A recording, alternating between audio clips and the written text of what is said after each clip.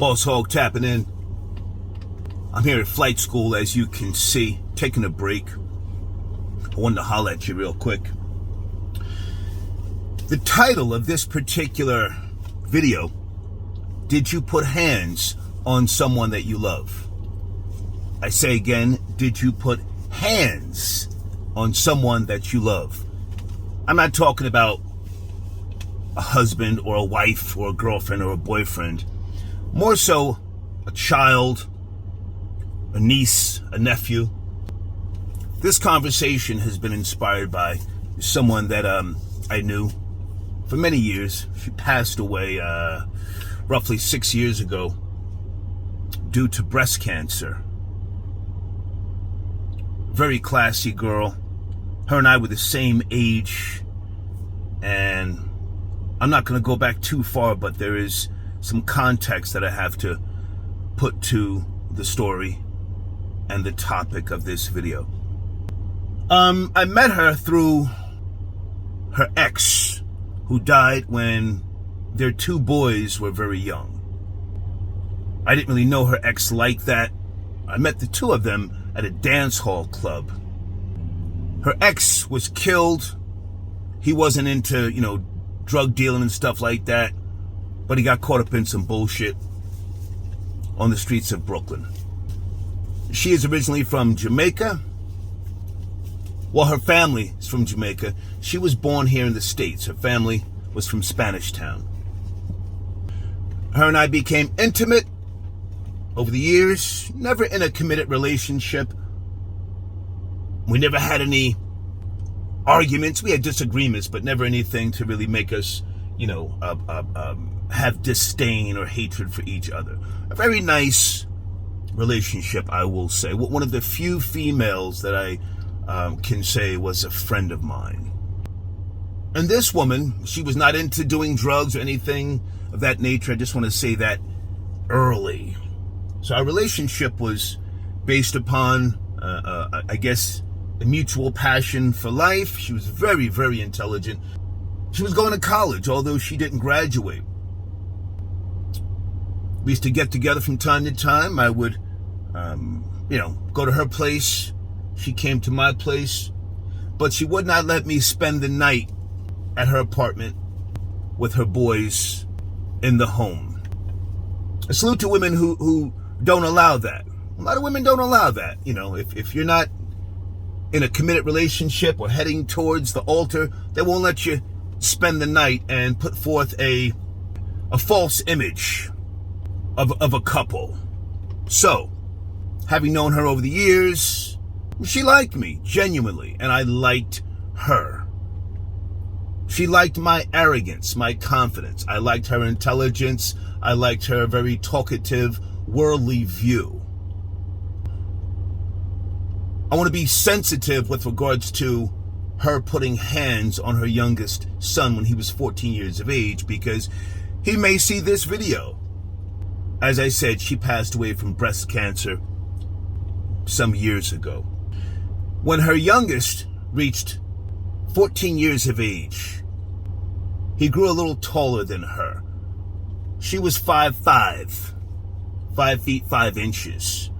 Her son was about 5'6", creeping up on 5'7". He was growing.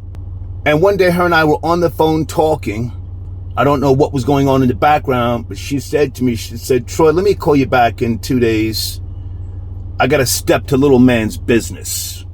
I got to step to little man's business." Now, if you're from my generation or a few years younger, that was a term that you would say when you're about to test somebody's gangster, or you're going to test them to see if their mouth equals their hand skills.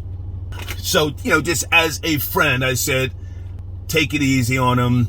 That's what I said, take it easy on him. Now, my father never hit me. I've told you this before. My mother gave me some tune-ups, but not to the degree of where this woman went. So she gave him a tune-up, and she gave me a version that I, accepted. I will say that when I went back over her house, some months later, her son's whole demeanor was different. It was different. She didn't break his spirit, but she got his mind right. She got his mind right. Now, whether you think that that's the right approach or not, I don't know. I've never had biological kids. I have raised kids with women. Me, I'm the type of guy that spoils the kids. I'll be honest with you. It's hard for me to be like extra forceful with kids because I myself was a very spoiled kid. I'm the youngest of two boys. You should know this already.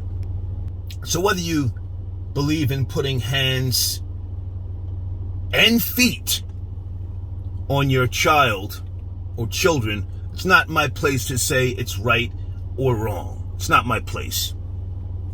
Again, I'm the type of man who spoils the kids. I've been in relationships with females, beautiful females, not just physically, but mentally, and I'll even use one of your words, spiritually.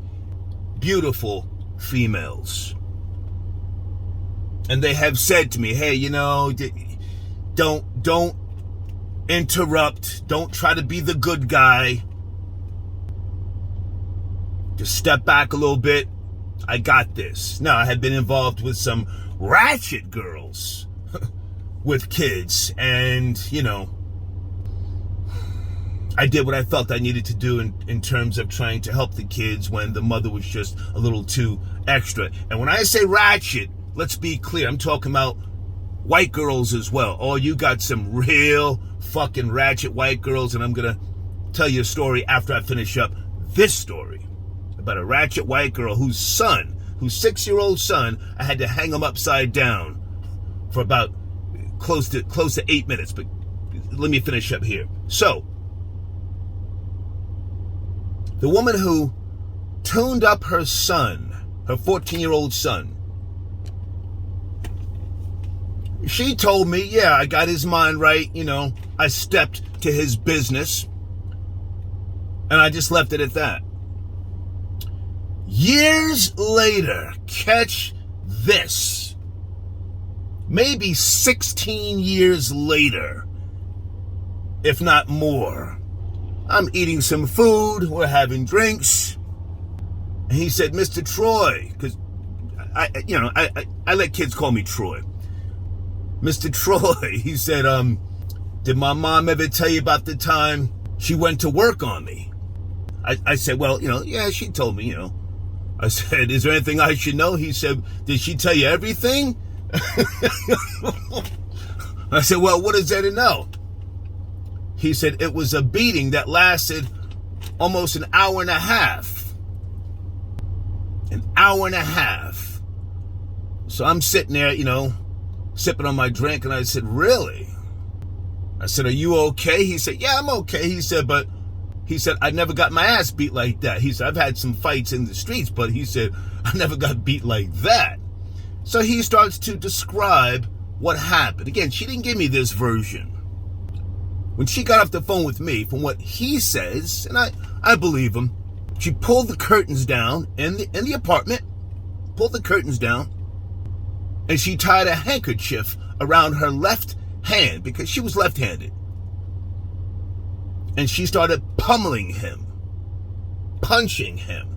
And at some point, she put him in one of those, some type of leg lock, fucked his leg up, and then choked him out to the point where she put him to sleep. He then says she threw something on him to wake him up and then starts beating on him again. Now, whilst he's telling me this, I'm just looking like, okay. He said, I didn't know all this. But again, it wasn't my business. It wasn't my place to question her method of dealing with her then 14-year-old son. Did I mention that she said to me before she hung up the phone, when she went to work on him, I got to test him now to make sure there's no bitch in him. Because if I wait any longer, he's going to be too tall for me to really get at him the way I need to. That's what she said. I'm going to test him to make sure there's no bitch in him. So, he tells me she goes to work on him, beating on him. And I said, oh, okay, wow. I'm not trying to amp up the set. I'm just shaking my head, somewhat disbelief. He then says he tried to run. She hit him in the back of the head with what used to be called, or still is called, a rabbit punch. Boom! He goes down. I then said, well, did you fight back?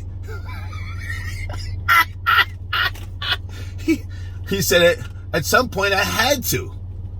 He said, I hit her with 3 shots and she just became a demon. Now, this woman grew up with 3 brothers, so she was used to fighting with boys when she was younger. Mind you, she was always slender, in shape. She was not some pudgy chick, sitting around eating ring dings at 2 o'clock in the morning. So she was fit. Anyway, she beat on him. He tried to fight back. She gets even more amped. Beating on him. Now, you try that shit today, you're going to jail. That's a fact. You're going to jail. And I just said, well, how did this end? Because, again, she didn't give me this version. He said he ran into the bathroom and closed the door. Leaking. She beat him until he was leaking blood. He said he stayed in the bathroom for about 35 minutes. 35 minutes. From time to time, she would bang on the door and say, come on out. Come on out. No music in the house, no nothing, from what he says. My question to you again, did you put hands on someone that you love? Hang on a second. Oh, that's nice. I haven't seen that one before. When this finally ended, he came out of the bathroom, went into his room, laid down, and went to sleep. She cut him some slack toward the end. Now, again, she didn't give me this version of things, and it wasn't my place to question it, but he got his mind right. He got his mind right. So let me shift gears and tell you about this ratchet white girl that I dated. Holy smokes. I'll give you the time period on this one. 1989. 1989.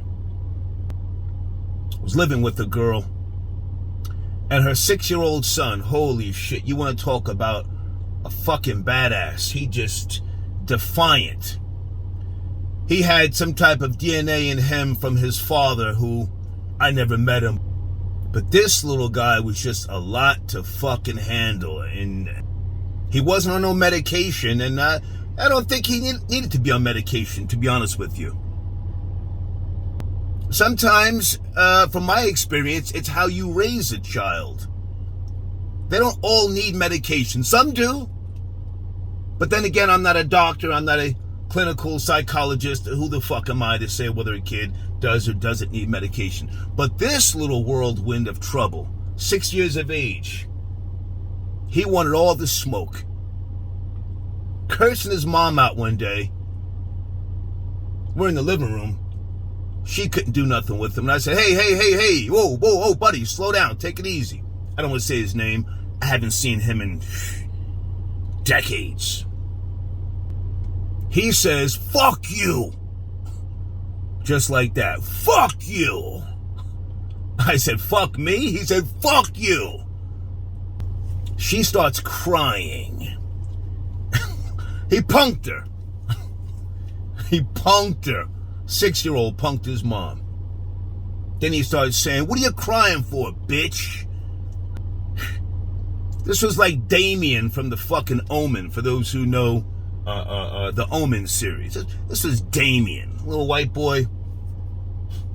No surrender, no retreat. He was on that type of time. I hung him upside down. I tied a fucking belt around his ankles. He's fighting me. He's fighting me.